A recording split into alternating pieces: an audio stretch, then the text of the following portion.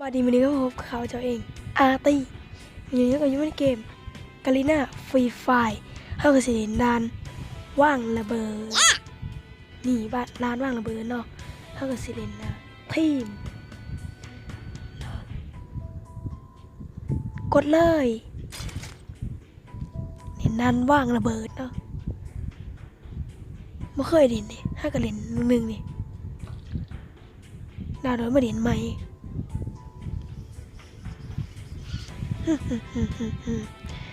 ด่านวางระเบิดกับท่านผู้ชมด่านวางระเบิดนี่ต้องฆ่าคนในหลายๆเนาะต้องได้ MVP คือว่าแหละ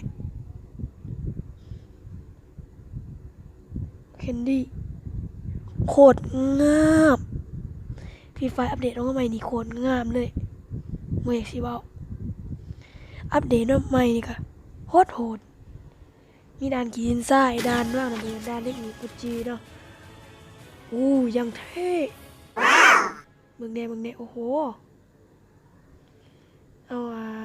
ายังเนาะเฮ้ยเขาเห็นกันแล้วเจ้โปรเพเยอร์เขาเป็นโปรเพเยอร์เนาะมันโหดได้จังไง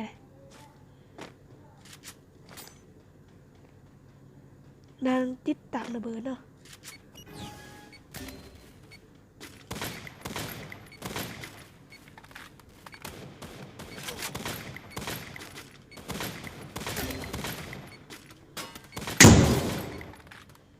อุ้ยแตกหนึ่งดื่มหมอน้องหนึ่งนี่แตกหนึ่งในคนหนึ่งเนาะ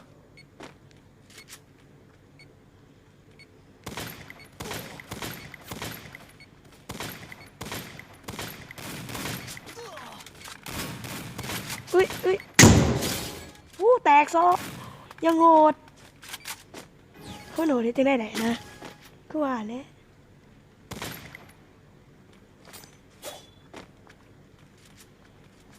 นี่เอาลูกซองเนาะเพื่อเขาไปซัดเฮ้ยโอ้ยเจ้าระเบิดมาท่านนานติดตั้งระเบิด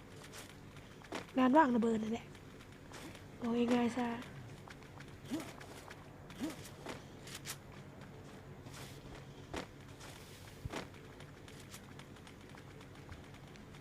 จังหวะนี้ไปซัดได้เนาะ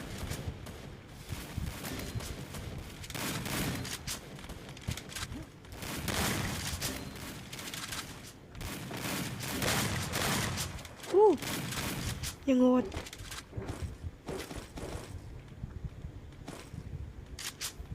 นี่คนหนึ่งเนาะจะอยู่ใส่โมเดลขาพอขี้ของหนึ่งนี่โอ้ยตายเลยดิแตกสองแตกสามลงไป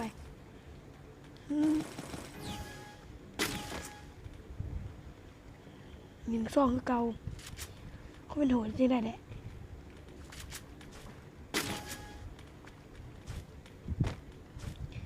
โอ้ยออกได้เร็วเลยเธอโอเค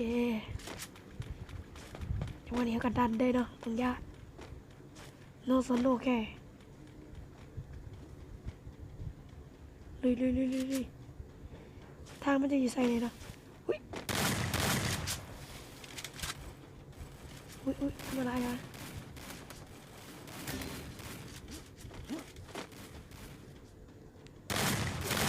อุ้ยแตกโอ้โทษเนี่ยขอบใจอุ้ย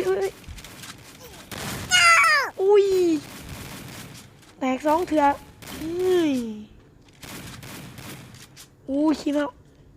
เดี๋ยวคนหนึ่งยิงมันมาซุบแน่เร็วซุบก่อนโอเคให้นายเกิดก่อนโอ้ยยังโหด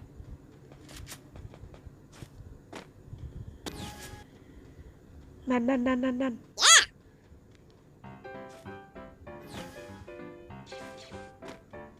จังหวะนี้เขาก็ดันไม่ได้เนาะลูกซองหน่อยให้กับบดินธนัดมาได้นอนลูกซองนัดเพราะว่าบดินถึง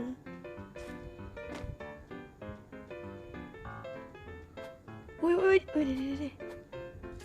จังหวะนี้ดันโอเคเฮ้ยอุ้ยน็อกอีเดวอุ้ยแตกจะมันชาดเห็นโมโหที่เขาดอกจิกเอามาเลยนะจิกยิงตัวนี้ยิงคนต่อไปจังหวะดีดันได้บอลมาจังหวะดีจะได้เนาะแกระเบิดมายิงโอ้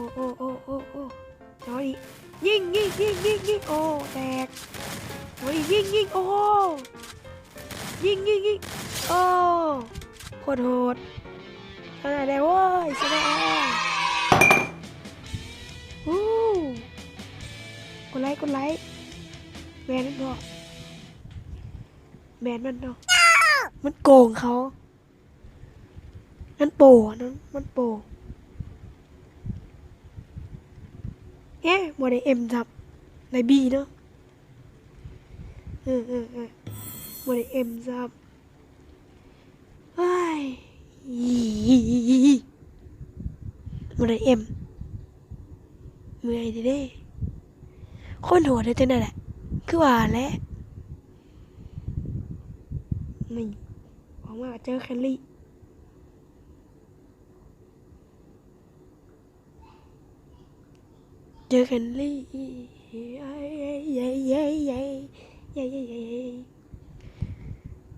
โอ้ยออกได้เลยเชิดโอเคจังหวะนี้ก็ออกมาจากเกมเลยเนาะหนึ่งกันจะให้แหลกยังไงเนี่ยเท่ากับยังแหลกเครื่องอยู่ยังไงโหดคือเขาวันไหนเก็บไปก่อนเนาะ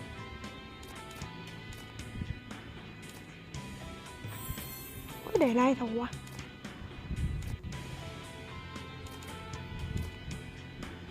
มีอีกตัวหนึ่งตัวนี้เก็บเงินนี่ไม่แกะวันนี้ครบที่มาอันกันเลยอันนี้เนาะยังวะซื้อลืมไม่ได้ละลืมซื้อนะไม่อยากซื้อคือเท่ากับโมโหดอกนี่มันยัง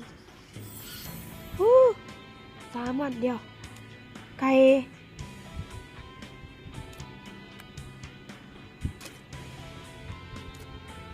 เต้นโซ่ไปวันหนึ่งจ้อนี่ยังโหดแพนด้าเต้นนี่ก็มาดิครับมันว่า